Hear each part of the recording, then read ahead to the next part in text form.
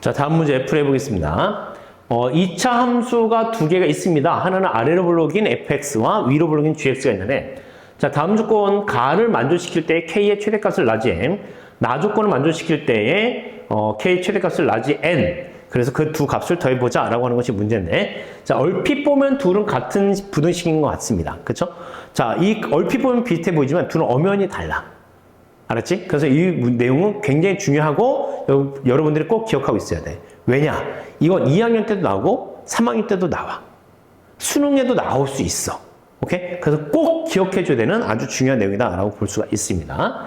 자, 그러면 가족권에서 얘기하는 것은 어떤 거냐라고 했을 때 가족권에서 얘기하는 건, 자, 모든 임의의 실수지 아무거나 집어넣었을 때 fx가 gx보다 항상 큰 것 같다라고 하는 건데, 자, 이걸 그래프로 설명하자면 이런 겁니다.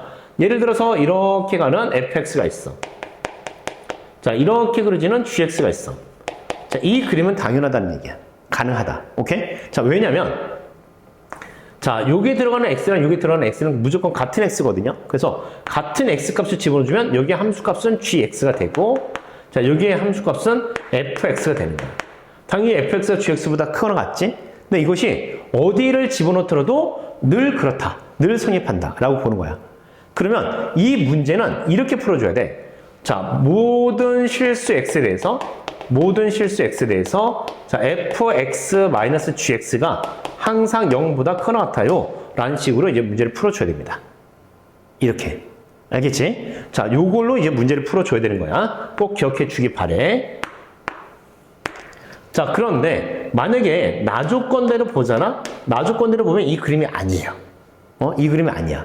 이 그림이 왜 아니냐? 예를 들어서, 자, 이미 두 실수 x1과 x2에 대해서 fx1이 gx2보다 크거나 같다로 돼 있어. 그럼 여기 x1과 x2는 달라도 돼. 같은 값이 아니야. 여기 가조건에 있는 x는 같은 값이 들어가야 되지만 나 조건에 있는 x1, x2는 다른 값이 들어가도 상관이 없어. 오케이? 자, 그래서 여기에 만약에 x1이 있었다라고 한다면 여기가 fx1이야. fx1.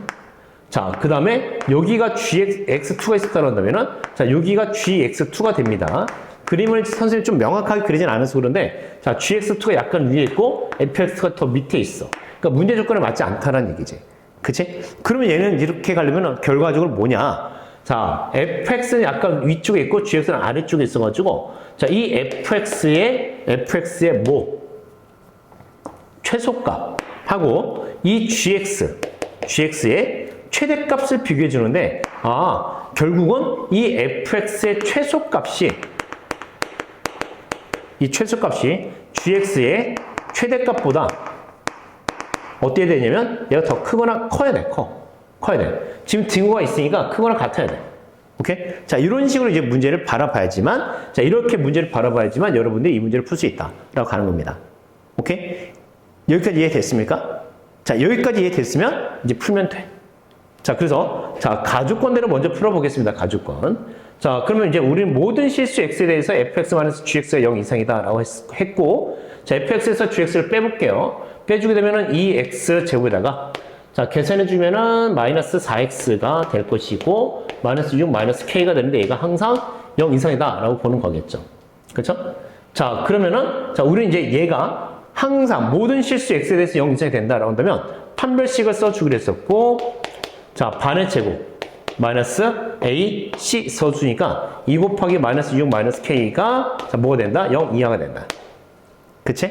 자, 그럼 계산해주게 되면 자, 6이 12, 16이 되는 거죠. 그쵸? 자, 16이 되고 마이너스 플러스 2k가 0 이하 이렇게 써줄 수 있겠대. 그치? 자, 그래서 여기서 계산해주게 되면 k값은 마이너스 8 이하가 된다라고 우리가 써줄 수 있겠습니다. 그쵸? 자, 마이너스 8 이하가 나왔으니까 그때 이거의 최대값을 라지 m으로 보기로 했어. 네가 라지 m이야 라고 보겠답니다. 이렇게. 자, 그 다음에 이제 두 번째 나 조건에서는 이제 어떻게 해주냐? fx의 최소값, gx의 최대값을 찾아줘야 되니까, 자, fx를 우리가 표준형으로 고쳐줍니다. 자, 저 표준형을 고쳐주게 되면은 x-3의 완전 제곱식에다가, 자, 마이너스 뭐 들어갈 거야? 15가 이렇게 들어갈 수 있겠죠. 15. 그치? 자, 그러면 얘가 최소값이 되는 것이다 라고 볼 수가 있겠고, 자, gx 같은 경우는 최대값을 찾아줘야 되니까 마이너스 x제곱 마이너스 2x 더하기 k 표준으로 고쳐주게 되면 마이너스 묶어주고 x 플러스 1에다가 제곱 플러스 k 플러스 1로서 이렇게 쓸 수 있습니다. 그죠? 자, 그럼 이렇게 썼을 때 얘기했듯이 마이너스 15가 k 더하기 1보다 크거나 같아져야 돼 라는 식으로 쓰게 될 테니까 결국은 k는 마이너스 16보다 작거나 같다가 되는 거고, 자, 이때 이 값을 라지 n으로 잡자라고 하는 거죠. 자, 문제에서는 라지 m과 라지 n을 더해보자 라고 돼 있으니까 이것은 마이너스 24가 되는 것을 찾아낼 수가 있습니다. 오케이? 자, 그래서, 자, 요 계산을 하려면은, 자, 개념을 가에 대한 조건과 나에 대한 조건을 명확하게 이해하고 있어야 돼.